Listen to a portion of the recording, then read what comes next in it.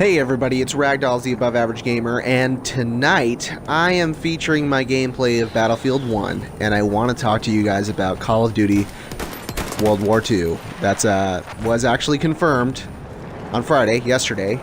So now Saturday evening at like fucking midnight, but hey, whatever, that would technically make it almost Sunday, but hey, it's going to be a Saturday video whether you want it or not. So I'm featuring this gameplay because I want to kind of put a little bit of perspective, kind of a comparison between what I'm hoping Call of Duty World War II will be like and what I anticipate Call of Duty World War II to be like.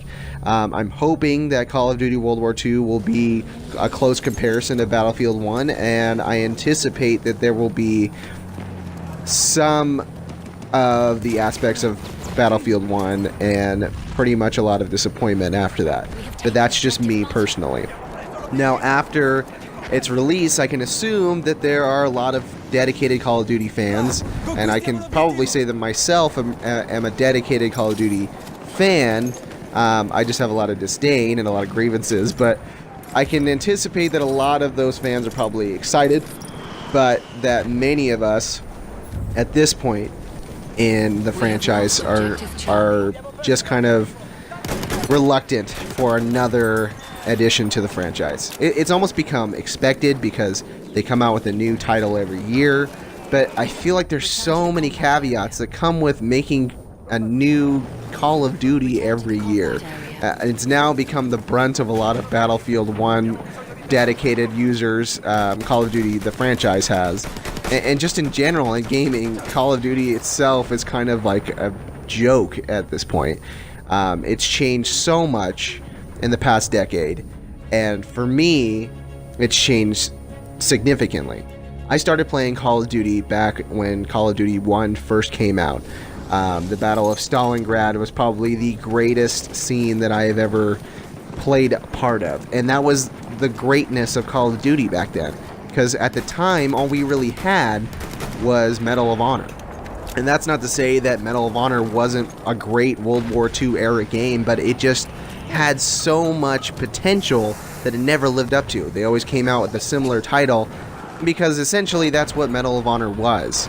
You came to know Medal of Honor as more of a first-person shooter style, but you were unable to aim down the sights of your weapons, and the gameplay was clunky, and it was more like a Saving Private Ryan ripoff every time they came out with a new game, or a Pearl Harbor.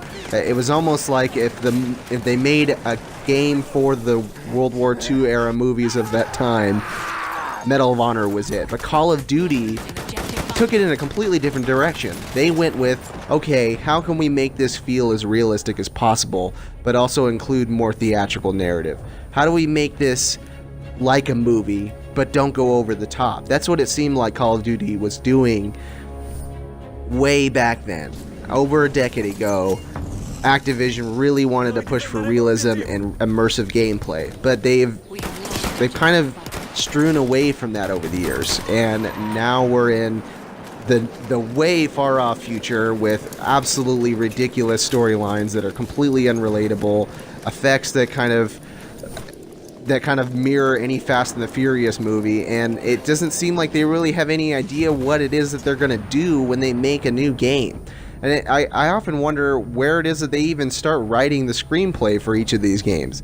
Like, when do they actually sit down? Do they do it right when the new Call of Duty is released? Do they start just a couple months before? Because it doesn't really seem to matter all that much, but a year is not a whole lot of time to push out a video game, especially one as big of a blockbuster hit as Call of Duty is every year. Now, I think that many of the fans of Call of Duty are going to buy the new title regardless of whether or not it's good or if it's amazing. That seems to be the consensus with any new addition to the franchise, is everybody goes and buys it anyway, and then a couple months later you either see that their games are up for sale on Facebook somewhere, or they're right back at GameStop where they first purchased them because they're trading them in for another game that came out at the same time. Call of Duty tends to fall in a holiday season, so more than likely you're going to see all of the next title games back at GameStop by January. And I'm hoping that this next title might change the relevance of their next title. Every time Activision releases a new Call of Duty, it's relevant from between the months of November till about March or April when they start announcing the next title. At that point, all of your progress and all the work that you put in and the hours that you spent prestiging and leveling up and getting all those new weapons and getting all the new camos is for naught. It's pointless. Why would you even put that much work into a game and getting competitive and getting frustrated or hanging out with your friends if you're just going to be anticipating the next title? So, and that's not necessarily the developer's fault, that's more of the fans' fault, but that's something that also needs to change. It's almost like a social norm that you're supposed to like Call of Duty up until April, and then by then you're supposed to just anticipate the next title. And I'm hoping that maybe this next title might kind of change the dynamic a little bit. If they're going to go back to their original style of gameplay and an original setting of a World War II setting, are they going to be able to keep up those consistencies of what they were able to do in the past, which was incredible story dialogue and immersive gameplay? And are they going to be able to kind of keep that moving well after the April and May months when a new title is already being anticipated? There's been no signs that Activision is going to change their game plan. I'm assuming they're going to keep releasing a game every year because Call of Duty is kind of their bread and butter, which is a really good bread and butter item to have because it's a billion-dollar item. So I don't anticipate that they're going to change their ways, but I'm hoping that they'll at least take some of the things that Battlefield 1 has brought into the gameplay. Battlefield 1 has kind of changed the entire dynamic of Battlefield, but at the same time kind of kept it the way it used to be. Back when Battlefield 1941 or whatever the hell it was when it came out, when we all used to gather at our friend's house and LAN party together if you had a PC. If not, you had a really rich friend that had like 3 PCs and his friends would come over and you'd all play online on this massive World War II era Battlefield and duke it out with a bunch of strangers online. That was like a big deal, and Battlefield 1 has kind of brought some of that nostalgia back, and at the same time increased the realism 1,000-fold. This map in particular is my favorite because it really puts you in the middle of a more realistic battlefield. It's close quarters, there's rubble everywhere, there's smoke, there's fires still burning.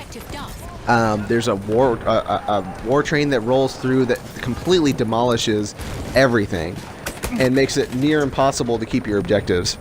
They've really pushed for the most absolute realistic gameplay without making it overly realistic, without making it that comparable to where it's over the top. It's not a Fast and Furious movie knockoff of a war game. It's just, for me, I can't really think of anything more outrageous than Fast and Furious, so that's really the only comparison I have.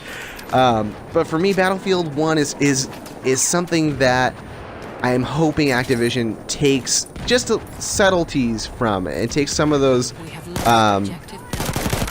ideas and kind of spins on them, and you know, and still keeps it that traditional Call of Duty gameplay where it's still kind of an arcade style first-person shooter, but it's a little more immersive like they used to be, and maybe they'll showcase some grand battles of World War II, because that's also kind of the key points. If you're going to play a World War II game, you need to include some of those significant battles, and that's what Call of Duty used to be about.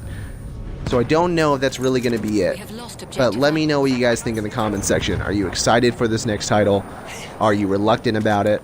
Or are you kind of just in the middle? Are you even really going to buy it? Or are you just going to kind of hang out with your friends and play it?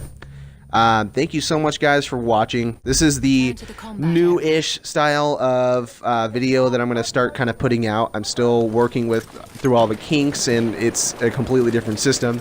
But I'm working from the game DVR from the Xbox One, and it looks great, and I'm actually really happy with it. So let me know what you guys think in the comments. Thank you so much for watching. Thank you so much to my new subscribers. I will see you guys on Wednesday. I'm going to try and put out more videos, and you guys have a good weekend. Bye-bye.